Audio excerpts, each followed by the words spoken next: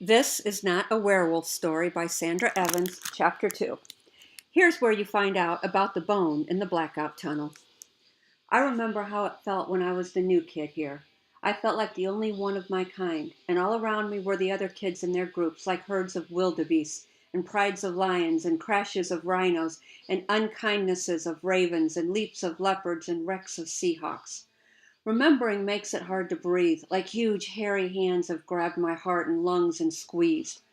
Not werewolf hands, if that's what you're thinking, because I'm too old to believe in monsters. I sit on my bed and wait until the big hairy paws let me breathe again. On my nightstand is a headband my mom used to wear in her hair. I pick it up and hold it to my face for a second. It doesn't smell like her anymore, but that's okay, because I know I'm the one who sniffed the scent away. The new kid is somewhere in the building. He's probably stopped bawling by now, but I bet he's got a big hard lump in his throat. I bet he feels lost.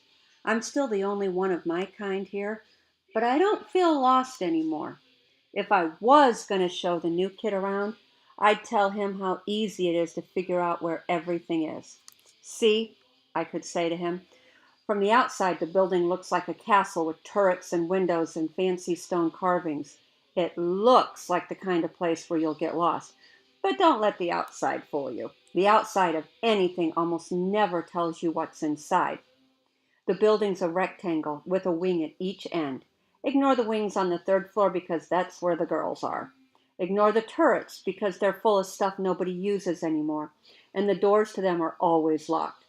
Classrooms are on the main hallways of each floor, and if you can't find one, then you just end up missing 20 minutes of listening to the teacher blab. And is that really so bad? Here's all you need to know. First floor, dining hall. Got it? Okay. Second floor, boys' room in the north wing and boys' bathroom in the south wing. Eat, sleep, shower. What else is there to do? And if you forget to shower a few days or weeks, you're a boy, so it's only expected. And then, if I liked the look of him, I'd tell him the truth. The woods are all that matter, kid. That's what I'd say. I wouldn't mention woods magic. I wouldn't tell him that the woods are alive with secrets. I wouldn't tell him that you'll find everything you've ever lost and everything that's ever lost you in them. I'd just point him in the right direction. My stomach informs me that food would be welcome. Now. My dad says only a fool argues with his vital organs. On my way to the dining hall, I hear the sound of breaking glass coming from the animal care room. Sparrow. If you hear something breaking in this place, 9 out of 10 times, Sparrow is involved. Then I hear screams. If you hear someone screaming in this place, 10 out of 10 times, Mean Jack is involved. I trot over and look through the window set into the top half of the door. Mean Jack is chasing Sparrow around the room with the business end of a pencil. Barking, squeaking, flapping, hissing, the animals are going wild. As I put my hand on the doorknob to go in and rescue him, Sparrow jumps up on a high table where the aquarium sits, with its 50 tropical fish. Do you feel lucky? Mean Jack snarls, jabbing the pencil at Sparrow's feet. Well, do you, punk? Sparrow jumps. Mean Jack misses. Water sloshes out of the top of the tank. A red swordtail goes over the rim, flops on the table, and hits the floor. Gandalf the cat swallows, and then stretches. 49 fish. Sparrow jumps again, and this time he grabs onto the pipe that runs along the ceiling. Mr. Baggins, the hamster, is running in his wheel, tossing little looks over his shoulder at me. Get in here, man, he's saying. Get in here and shut this crazy kid down. I like to let Sparrow fight his own fights sometimes. I'll go in when he needs me. Then, as Sparrow's swinging along the ceiling, one of his feet catches the latch on Gollum's cage. Snake loose. His other foot rams Mean Jack in the nose, and the mobster takes the mouse tank to the floor with him. 10 little mice scamper towards freedom. And the fangs of Gollum. I predict a bloodbath. I'm turning the doorknob when I smell cinnamon and honey. Marianne. She pushes me aside and opens the door. Put down the pencil, Jack. That's a one-way ticket to juvie, she says. Mean Jack drops the pencil and puts his hands up. Sparrow lands on the high table with the aquarium. A rainbow fish flops over the rim and into Gandalf's mouth. 48. Marianne's the same age as me and Mean Jack, but she has amazing power. I've never heard her say, "I'm telling."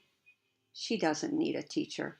She pulls me into the room, shuts the door, and drops the blind over the window so that nobody can see in. "Get to work," she says. I give her the, "What, me?" look, and she says, "You too. Sometimes you must choose to observe, and sometimes you must choose to act. You made the wrong choice." My stomach is growling, but I start sweeping sawdust and grabbing mice. I give Mean Jack a little shove every time I come near him. Mean Jack doesn't mess with me. Nobody does. Then Bobo, the German shepherd, growls low in her throat. Tuffman opens the door. We all freeze. He's combed his toupee out pretty good, but there's still one spot in the back that looks a little mangled. I don't think I'll point that out to him, though.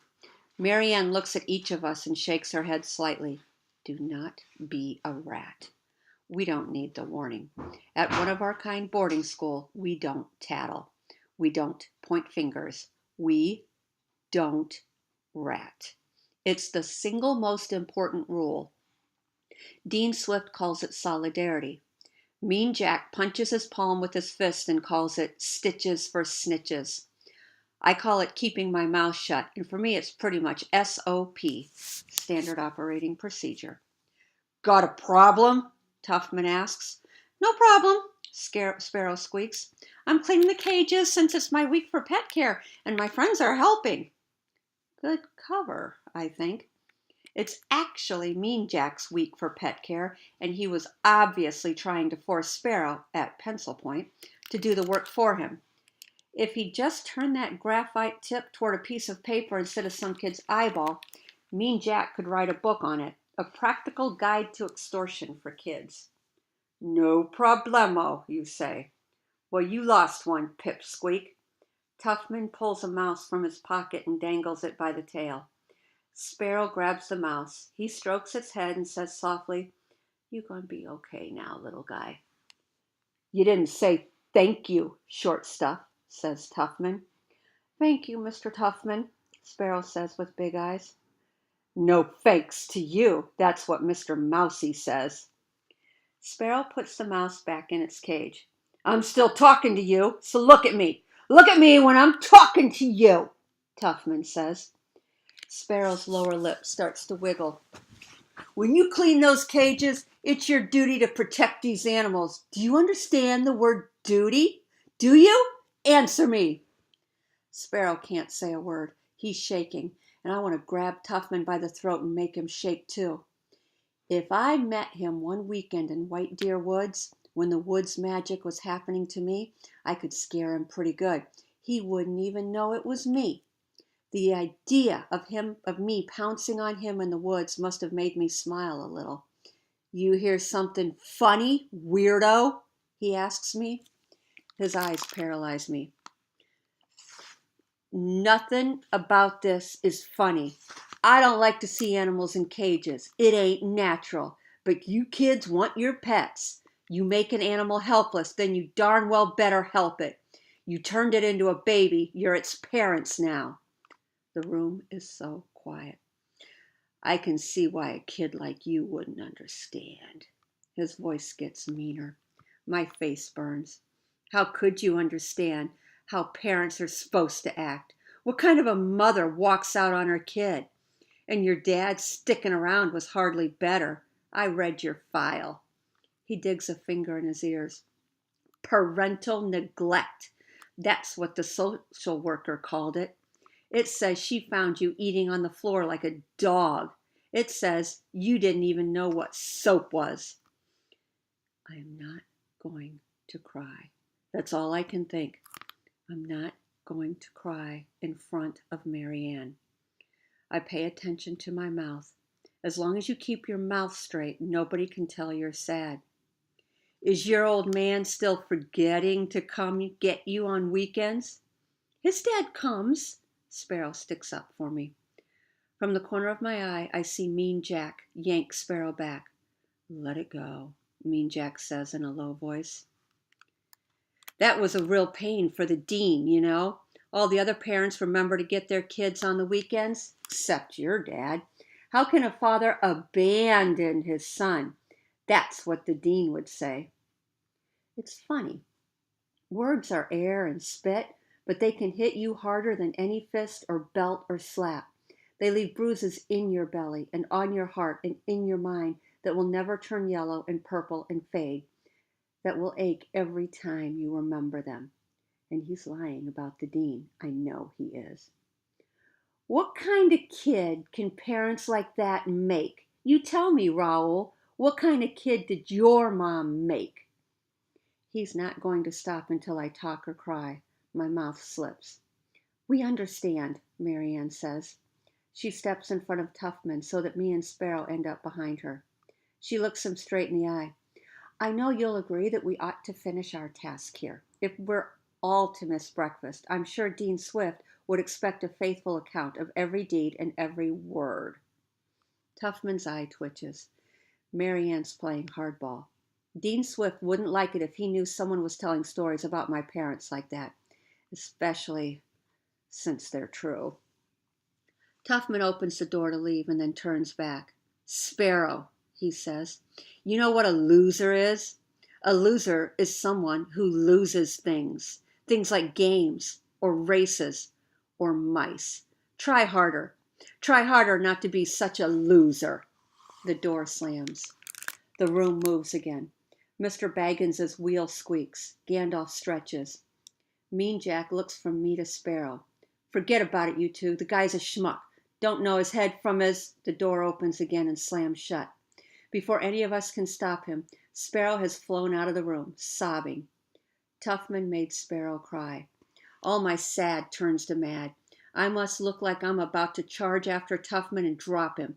Marianne grabs my arm and pulls it down, like it's a leash on a lunging dog. Whatever you do will just make it worse, she says. She keeps her hand on my arm, and I know she's trying to say she feels bad about what Tuffman said to me. The tears jump from my throat to my eyes. Yo, forget about that jockstrap. He's just trying to get under your skin, Mean Jack says. We got bigger fish to fry here. Has anyone seen the snake? Marianne's face goes white. Mean Jack takes charge. Me and Mary'll finish up spring cleaning here. Raoul, you go collar Sparrow. Last thing we need is this story getting back to the authorities. Last thing you need, you mean. But it's hard to hate a kid who just saved you from bawling in front of your crush. And he's right. Forget about Tuffman. It's my fault anyway. I let him get under my skin. I let him see what I was thinking. I have to be careful. Words aren't the only thing that can give my secrets away. Come on, Bobo, I say. She stands up and stretches. I hear her joints crack. As we head out the door, she puts her nose in my hand. Thank you, she's saying. You always know what a dog really means. Did you ever think of that? A dog can't lie. There's a drawer in my mind where I put things I don't like. I shove everything Tuffman just said in it. I know where Sparrow is, and I'm not going to let him sit there and cry all alone in the dark. When Sparrow feels bad, he runs to Fort Casey. He's stealthy. Nobody but me ever sees him go. He dashes across the big field in the middle of the fort and heads for a bunker built into the hillside. The blackout tunnel is the darkest, blackest, scariest place you can imagine. If by some freak occurrence a prehistoric man-eating, bone-gnawing dinosaur survived the asteroid, then that's where it'd be living. Put your hand in front of your face. Now bring it so close that it's almost touching your nose, but isn't. If you were in the blackout tunnel, you wouldn't be able to see that hand. I head out the front door. I take the path the new kid took, but nobody is going to call security on me because, one, I'm not what they call a flight risk, meaning I've never tried to run away. And two, Dean Swift believes in what he calls personal liberty, which, as far as I can tell, is a fancy way of saying that kids should play outside a lot and grown-ups shouldn't bug them much. Over the front door, he had me carve a sign that says, Silva Curat, which is Latin for the forest heals. I'm warning you, Do not ask him about the forest and its wondrous ability to heal children. His eyes will pop up round his boiled egg yolks and he'll talk until your ears bleed. I agree with him, though, only I would have carved something different. I would have carved, "The forest has secrets." I should write Marianne a note and ask how to say that in Latin, but then she'd want to know the secrets. I look around, remembering the feeling I had earlier this morning when the crows gathered. It's gone, but I know it's near. Today's Thursday. Woods magic happens Friday at sunset. Everyone likes the weekend, but I like it most of all. Bobo lopes up ahead. The path drops off and she jumps down onto the driftwood pile. Her hind legs give way and I wince for her. She forgets how old she is, but a second later she's at the water's edge, barking at the waves. A gleam down near Bobo catches my eye. It's black and shiny. As I get closer, I see it's a helmet. It must have gotten knocked off the kid's head when he got tackled. I pick it up. Bobo sniffs at it. Her eyes ask, "Good to eat?" I scratch her ears. "You'll break every one of your last 5 teeth on it, dog." I set the helmet on a driftwood log so I remember to grab it on the way back. Sparrow doesn't want to come out of the blackout tunnel. "Come on," I yell. Even if I didn't have Bobo, I wouldn't go in there. It reeks. My nose stiffs. I don't want to, but I do because that's how my nose works. I smell wet cat, reptile cage, park toilet, and something else. Something familiar. After a few more sniffs, I smile. "Get out already, Sparrow," I yell. "It smells like Tuffman's breath in there." Sparrow's sputter of a laugh echoes off the walls and pings toward me like a bouncy ball. That's all it takes with Sparrow. Make him laugh and his worries are over. He races out, drops to his knees, and throws his arms around Bobo. She licks his face like it's the most important thing she'll do all day long. "What took you so long?" he asks. All the way back to the school, he won't stop talking. It turns out it wasn't just my joke that got him to come out. He's also found an awesome bone. "Is it human?" he asks me for the 50th time as we head down from the fort to the beach.